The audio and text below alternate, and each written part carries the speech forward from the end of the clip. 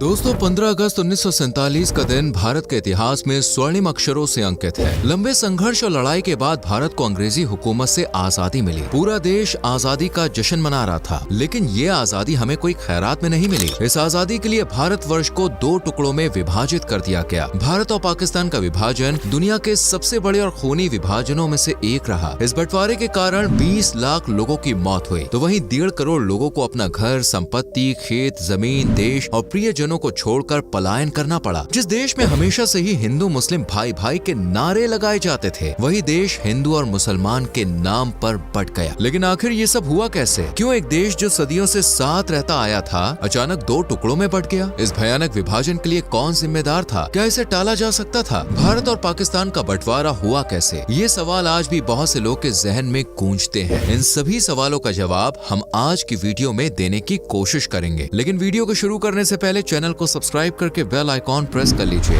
दोस्तों, भारत और पाकिस्तान के बीच माहौल काफी गर्म हो चुका है। किसी भी समय एक बड़ा युद्ध हो सकता है और इस युद्ध की सबसे बड़ी वजह कश्मीर को माना जाता है। कश्मीर पर पाकिस्तान की गंदी नियत आज से नहीं बल्कि आजादी के समय से ही है। आजादी के तुरंत बाद पाकिस्तानी फौज ने कश्मीर पर हमला कर दिया था। जवाब में भारतीय जवानों ने दुश्मनों को मुंह तोड़ जवाब दिया। इसके बाद से लेकर आज तक पाकिस्तान कश्मीर में आतंकवादी गतिविधियों को अंजाम देता आया है। हालांकि भारतीय सेना हर तरह के हालातों से निपटने के लिए रेडी है और पाकिस्तान के किसी भी नापाक मंसूबों को इंडियन आर्मी कामयाब नहीं होने देगी। दोस्तों, साल 1947 में भारत और पाकिस्तान के बंटवारे ने लोगों को अंदर से झकझोर दिया। इस बंटवारे का दर्द कई लोगों के दिलों में आज भी जिंदा है। पहले ये जान लीजिए कि आखिर भारत के बंटवारे के लिए 15 अगस्त का ही दिन क्यों चुना गया। ये दिन लॉर्ड माउंटबेटन ने चुना था क्योंकि 1945 को इसी दिन जापान ने अलाइड देशों के सामने आत्मसमर्पण किया था और माउंटबेटन उस समय अलाइड देशों के कमांडर थे। भारत में आजादी के साथ ही देश के बंटवारे की भी मांग उठ रही थी। इस बंटवारे की मांग मुस्लिम लीग की ओर से की जा रही थी। असल में लीग के मोहम्मद अली जिन्ना भारत देश के पहले प्रधानमंत्री बनना चाहते थे, लेकिन महात्मा गांधी ने पंडित जवाहरलाल नेहरू को वचन दिया था कि वो उन्हें ही पहला प्रधानमंत्री बनाएंगे। इसके बाद जिन्ना ने पाकिस्तान नाम के अलग मुल्क की मांग की। देश में हिंदू मुसलमानों को लेकर दंगे शुरू हो गए। इस बंटवारे की नींव असल में अंग्रेजों ने रखी थी। भारत में हमेशा से ही हिंदू और मुसलमान साथ मिलकर रहे हैं, लेकिन अंग्रेजों ने भारत में फूट करो और राज करो की गंदी राजनीति शुरू कर दी। साल 1905 में भारत के तत्कालीन वायसरॉय लॉर्ड कर्जन ने बंगाल के विभाजन का ऐलान कर दिया। इस विभाजन के साथ ही बंगाल में दंगे शुरू हो गए। इस विभाजन को बाद में रद्द कर दिया गया, लेकिन इस घटना ने कई मुस्लिम नेताओं को ये सोचने पर मजबूर कर दिया कि उनके हितों की रक्षा के लिए एक अलग राजनीतिक मंच की जरूरत है और इसी आधार पर 1906 में ऑल इंडिया मुस्लिम लीग का गठन हुआ। भारत को विभाजन की ओर ले जाने वाला एक और महत्वपूर्ण कदम था 1909 के मॉर्ले मिंटो रिफॉर्म्स।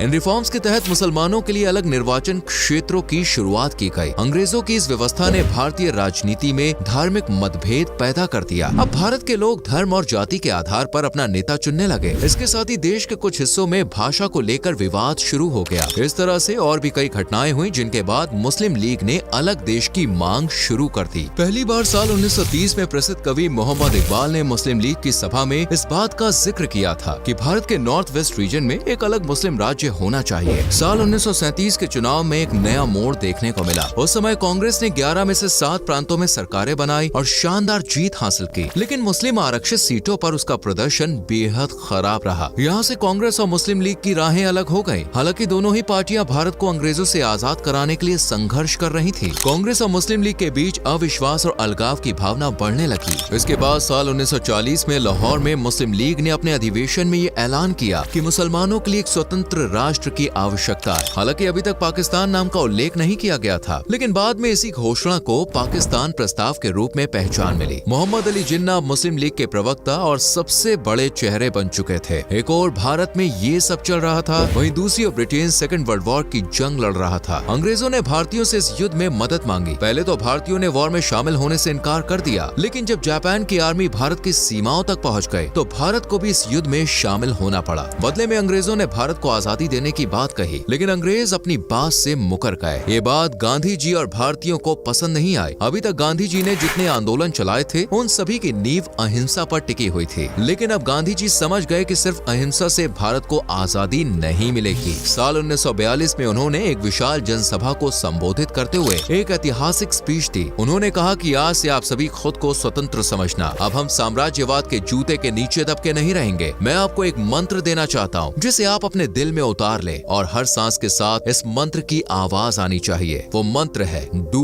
और डाई, यानी कि करो या मरो। अब हम या तो भारत को आजाद कराएंगे या अपनी जान दे देंगे। इस तरह से गांधी जी ने क्विट इंडिया मूवमेंट की हुंकार भरी। भारत में क्विट इंडिया मूवमेंट ने ब्रिटिशर्स की कमर तोड़ दी। इससे खुंदस खाकर अंग्रेजों ने भारत के तमाम बड़े लीडर्स को गिरफ्तार कर लिया। 24 घंटे के भीतर ही गांधी जी, जवाहरलाल नेहरू, सरदार पटेल जी को गिरफ्तार कर लिया गया। साथ ही ब्रिटिशर्स ने कांग्रेस पार्टी को गैर संवैधानिक घोषित कर दिया। अब भारत के आम लोग भी देश को आजाद कराने के लिए अपना सब कुछ दांव पर लगाने को तैयार थे। क्विट इंडिया मूवमेंट के दौरान एक 71 वर्ष की महिला मतंगिनी हाजरा 6000 लोगों की रैली को लीड कर रही थी। वो एक पुलिस स्टेशन की ओर कूच कर रही होती है कि तभी उनके ऊपर 3 गोली चला दी जाती है और वंदे मातरम कहते हुए वो अपने प्राण त्याग देती है। इतिहास में उनका नाम गांधी बुरी के नाम से दर्ज है। इस तरह न जाने कितने क्रांतिवीरों और वीरांगनाओं ने देश की आजादी के लिए अपने प्राण न्यौछावर कर दिए थे।